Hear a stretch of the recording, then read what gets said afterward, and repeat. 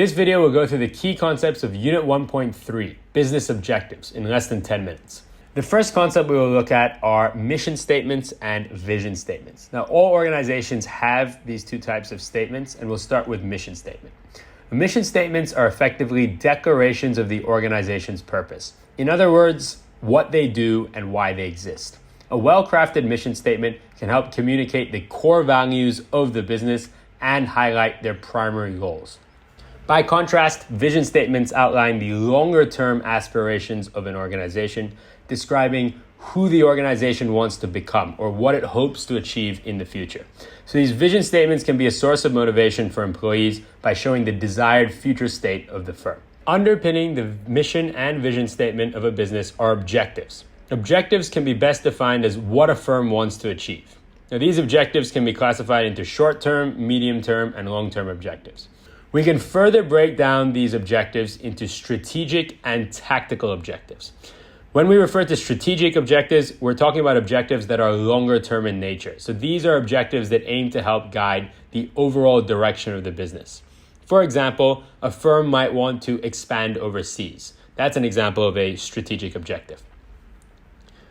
On the other hand, tactical objectives are smaller scale, more day-to-day things that the business wants to achieve that managers and employees can use to help drive the business forward and help the firm achieve its strategic objectives. For example, if we use the case of international expansion, tactical objectives might include conducting market research or interviewing potential customers to help the firm achieve its overall strategic goal of expanding overseas. Now that you know what objectives are, you also need to know some examples of common objectives for businesses. Now, every business has multiple objectives, but we'll just focus on the most important ones in the context of this course. So these common objectives include, first, growth, which relates to increasing the size of the business. So firms that grow in size can spread risks, enjoy greater brand recognition, and access more finance. The second objective has to do with profit. Profit is the difference between the firm's revenue and costs.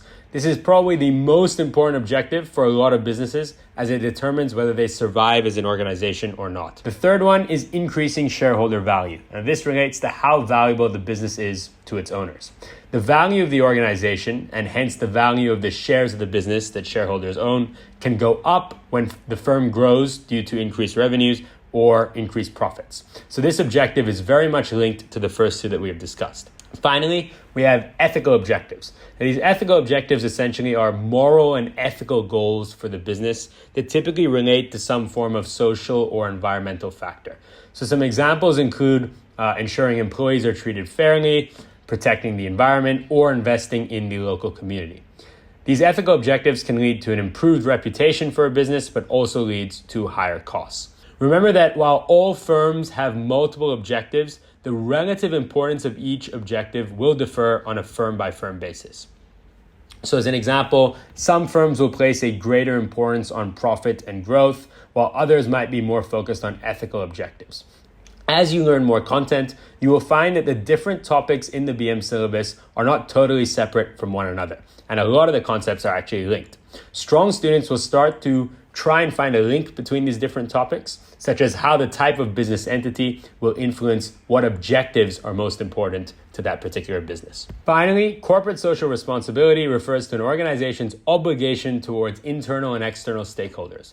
CSR is about the way the business behaves in relation to its employees, customers, the local community, and the environment. By integrating CSR into their operations, businesses can aim to create a positive impact on the various stakeholders, including employees, customers, and the environment.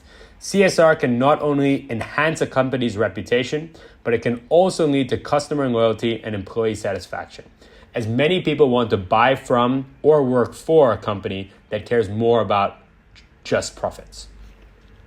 On the other hand, there are also costs and challenges associated with CSR. CSR has a high financial investment required typically, and this does lead to lower profits. At the same time, CSR may not be a significant source of differentiation in this day and age because pretty much every large firm does some form of CSR. That concludes the key concepts for this topic. We recommend you use these steps as part of your study routine. Pay particular attention to steps 2 and 3, as this is something overlooked by many BM students. Practicing case studies and developing application skills is the best way for you to improve your grade in BM, as all your school tests and the final exam are case study based. To practice these skills and access more detailed videos on BM content, please check out the resources on our website, diplomaly.org. If you need any support with any part of the BM course, including the IA or EE, feel free to get in touch with us via email or WhatsApp. Best of luck with your study.